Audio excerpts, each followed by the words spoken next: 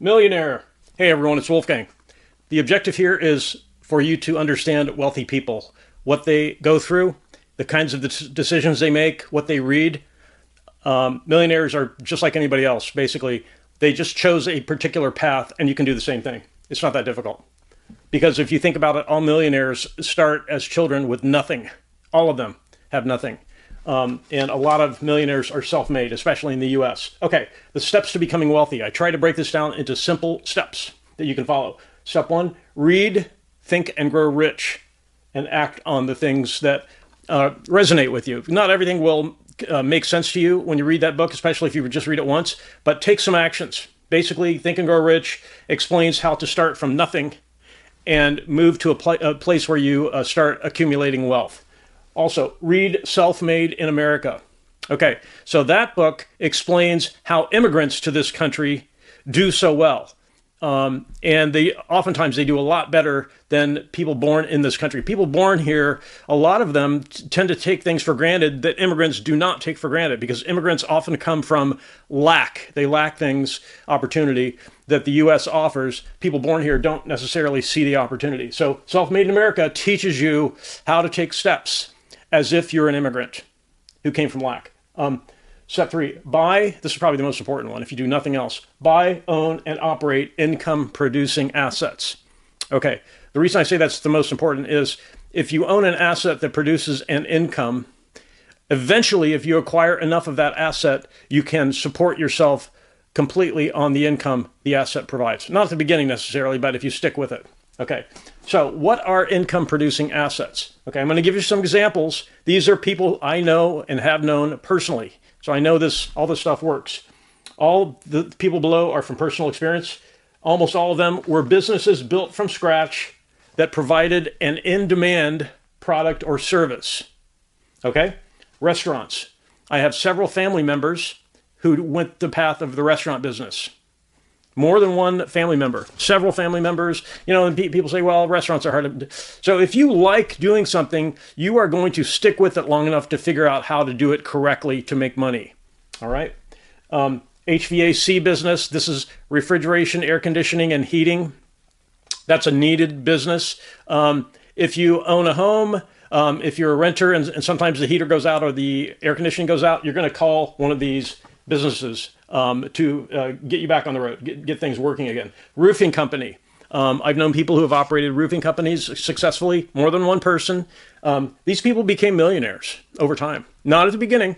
They stuck with it. They went into something they enjoyed, right? That gave them the drive, the stick-to-itiveness to keep going through the ups and downs of the early days. HVAC business, roofing company, software product and services. So I personally I did pretty well with this software product and service. I know a lot of people who have done quite well in this area. So are things changing in that area now? Yes, they are changing pretty dramatically. But that's been happening throughout the time I've been involved with technology. Change repeatedly. And some people get to a change. Sometimes it's a big change like now, and people drop off and they say, "Forget it. I'm not going to adapt. I'm going to give up and try something else." But if you think about it, software products and services are always going to be needed by humans. Why? Because they make some things easier, right? So if you can learn to adapt and build up enough of a nest egg to get you through the times where you have to adapt and make a change, this can be a really good way to go, especially if it's providing an income, but if it's also building up wealth through stock ownership in the company, which is something I did, that can really help. Okay, medical practice. I know more than one person who has made a fortune in the medical profession. It's obvious why that should work. People are always going to need healthcare, right? Healthcare is never going to go away. So this should be pretty obvious. It takes a lot of education to get to the point where you can start making money in this field. But so do these other ones. A lot of these are on-the-job training. Like restaurants is sort of there's not necessarily a lot of formal education. Same with roofing and HVAC businesses. Those are trades businesses. You can usually go to a trade school for a year or two, But the amount of time you spend perfecting how to, find customers and treat the customers well enough to keep the business running can take just as long as the medical practice. So Rental properties. So rental properties are a source of income and building wealth. Rental properties are sort of like software products and services in that people need them repeatedly. Sometimes there are dramatic changes in software. In rental properties, not so much. I mean, the biggest changes in rental properties are when you have to remodel to be competitive with other rental properties that are on the market. So all of the above are income producing assets. These are all businesses that as you own them and produce income from them, those businesses have a value. The business can be valued by a business valuation process. So it's earning income, and, monthly regular income, repeated income, and if at some point you want to retire, the business can be sold, right? So these are all income producing assets. So to get rich, to become wealthy, if you do nothing else, buy, own, and operate an income producing asset. So which one? So here's the trick to knowing which one of these to choose, okay? Because everything you try, including learning to tie your shoes or ride a bicycle. Think back to when you learned how to ride a bicycle. How many times did you fall and have skinned knees, right? Even if you started with training wheels. But you kept trying to figure out the balance part of the bicycle because, why? Because all of your peers had already done it, right? Or were doing it. Same with tying your shoes. You fail at tying your shoes, fail. Parents keep after you. You eventually learn how to do it. All of these things have learning curves, right? So the learning curve, if you, especially with things like technology, there's a lot of change. If the learning curve and adapting to changes, if you find that you really hate it, that's not a good sign. Like some people try to get into acting and they find, I don't like going on auditions. Most of the time I'm not getting selected. I'm not going to do this, right? So people who love acting, though, will keep at it. Those are the people who succeed in acting. They don't care about the down part of the cycle because all of these will have periods where things get hard and and if you don't have a natural interest in something, then you won't keep doing it. So what should you do if you have not found a natural interest yet? Probably get out an encyclopedia and look up trades, occupation, something, and start looking at the lists of things and find something that you like doing. Because the cool thing is, once you find something you like doing that happens to be income producing, you will have the drive during the downtimes to keep going. And if you want to become wealthy, you need that. Because most of these things will have periods where things are hard. If you think about Warren Buffett, for example, he owned Salomon Brothers. They got into major trouble with the U.S. government. And the kind of stuff that Buffett had to go through to get that business back together, horrific, horrific stuff he was confronted with. And at that time, Berkshire Hathaway was not what it is today, did not have a ton of money. He soldiered through that because he loves investing. That's what you need. You need a natural love for the activity. Okay, so I want to discuss discretionary versus essential businesses. Okay, this is a distinction that can come in handy if you're trying to figure out which type of income producing asset to own, okay? Because some things are continually bought even when there's an economic slowdown, like now. Those are essentials, they're needs. Some things are only bought when times are good and money seems plentiful. Those are discretionary wants. Okay, so times are good, you buy both types of things, discretionary and essentials. Discretionary things include restaurant, eating out at restaurants, going on vacation, choosing a new car instead of a used car.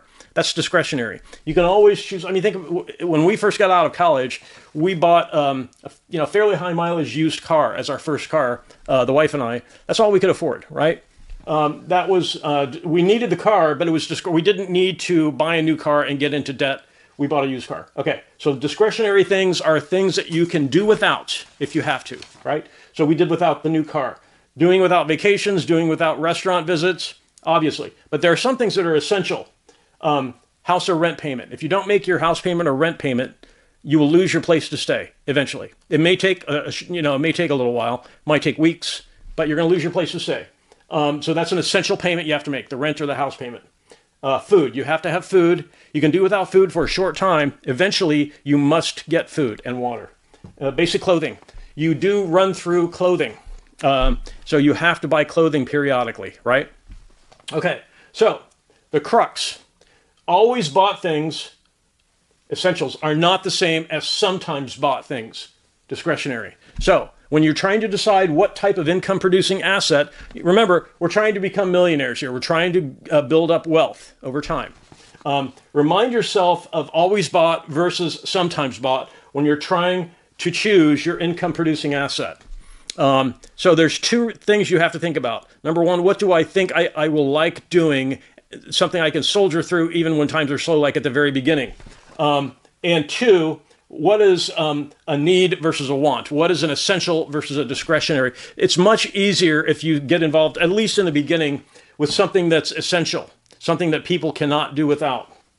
Okay, always bought is not the same as sometimes bought. When times are slow, the always bought things, house or rent payment, food, basic clothing, they will still be bought.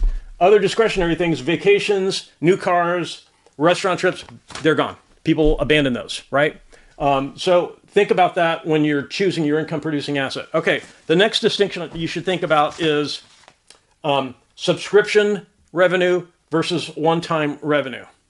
This can be a make or break, depending on your psychology, probably.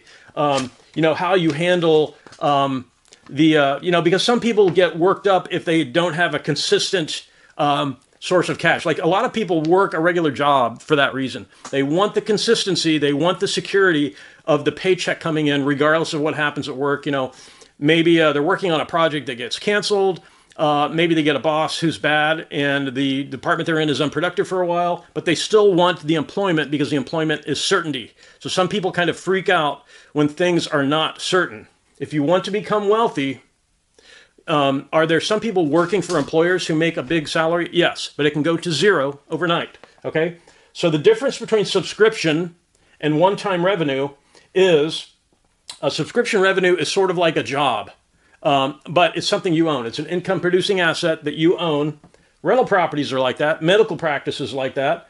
Subscription revenue. If you go to your dentist regularly for teeth cleaning, for dental work, if you go to your doctor for checkups regularly, so the doctor knows you're going to be back. The dentist knows you're coming back. The landlord knows you're going to be making payments. The bank that you have a mortgage with, if you buy a home, they know you're going to be making the payments for the mortgage because otherwise they're taking the house back from you.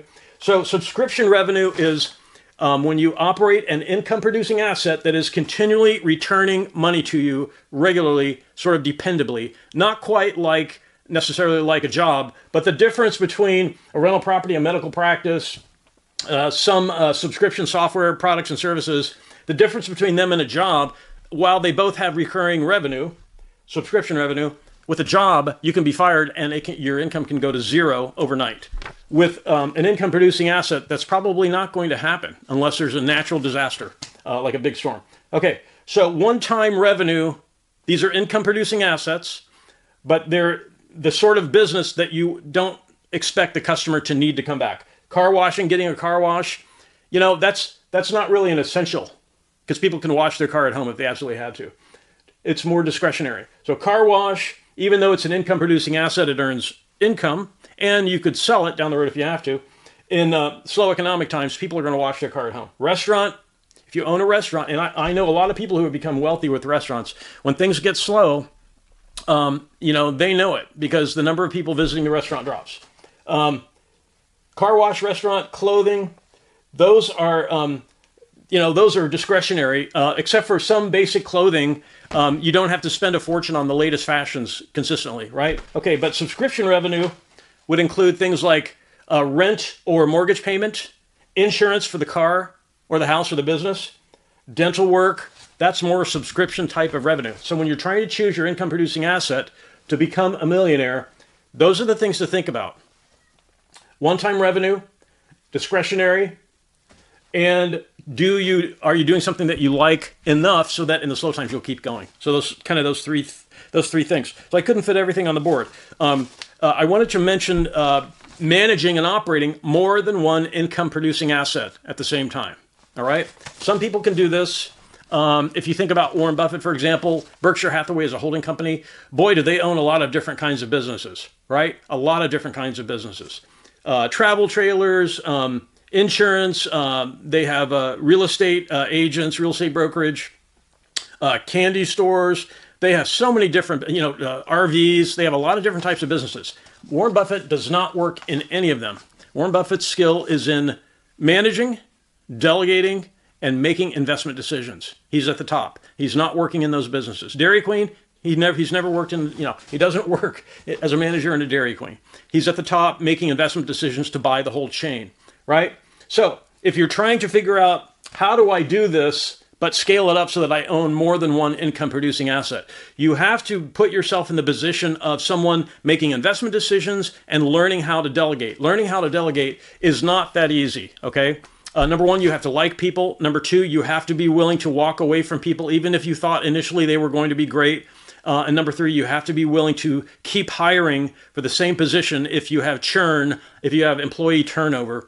It's not that easy to do. If you're the type of person who gets really personal and friendly with people, you can find someone who's very much, it could be a very nice person, but if they can't do the job, they can't do the work. And you need somebody in the job to justify what you're paying them. So you have to, if you want to manage, if you want to get to scale and own multiple income producing assets, not everyone can do that.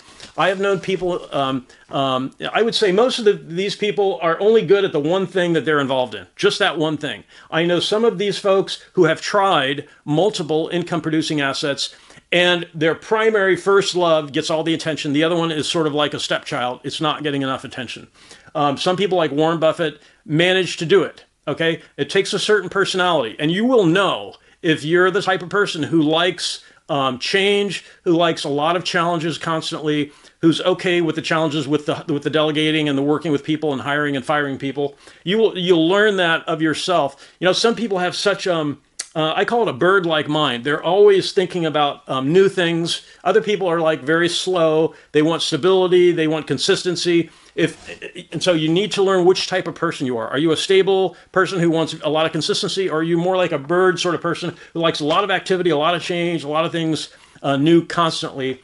So income producing assets, you may own a bunch of them in a holding company or just one. You might just focus on one. If you think about it, Warren Buffett owns one. He owns Berkshire Hathaway because he's not operating any of the businesses that are owned by Berkshire, right? So he's sort of like the person who likes the consistency of the job that he has, which is investing, making investment decisions, managing people, and basically those two things, making investment decisions and managing people, delegating. That was the one I was looking at. So you should learn which of those two types of people you are. If you're the type of person who can only focus on one thing, if you think about Microsoft, Bill Gates, they have a lot of products and services. Walmart, a lot of products and services. Home Depot, a lot of products and services, right? But the people at the top are hiring people. They're delegating the effort to make the decisions for what products are we going to carry, what's going to go on the shelves, and so on. So you have to figure out which sort of, think about Sam Walton trying to manage a Walmart store with all the different items they sell. Did he ever do that job himself? Probably in the very early days when I think he started in a Ben Franklin store as an employee or a manager, and he learned the business, but he started delegating like Warren Buffett does. So you can delegate a lot of things, but if you're the sort of person who likes a lot of different income-producing assets, if you see yourself, I want to own a holding company with a lot of different income-producing assets, you really need to learn how to be good at delegating and managing people and making investment decisions and tolerating when things don't go right, because not everything will go right. With all the people that you know, there will be things that will go south. But the whole point is becoming a millionaire. And the way to do it is buy, own, and operate income-producing assets. Bottom line, that's what you have to do. If you get lucky and you find an environment where the economy is good for your entire career, then you can do either discretionary or essential. If you're in most economies, though, there will come times when the economy is slow, and choosing essential things, like Buffett, his main business is insurance. That's an essential. That's something that people have to buy. So if you have any questions about this, by the way, Microsoft, Bill Gates and Paul Allen really love technology, even though it changes. Software products and services changes constantly. So Bill Gates and Paul Allen failed in their first startup. Their first startup failed. It was called Trafo Data. And after 6 years of operating that startup, they had lost about $3,500 over the course of those 6 years. They had lost $3,500, so they shut it down. So they liked software, though, so they stuck with that industry. They had the desire. They had the, that was a particular Having a failing business was not a setback. They really loved the technology, so they stuck with it. So that's what I was saying about figuring out what you really like doing to get you through tough times like that. If you have any questions, please post in the comments. This is how to become a millionaire over time, is to own and operate income producing assets. Having a job that earns a high salary, you can be laid off tomorrow and you might have a pension or you might have a golden parachute or something, but having nothing to do sucks. Not having an activity is not healthy. It leads to a short lifespan. So buying, owning, and operating income-producing assets is the way to become a millionaire over time.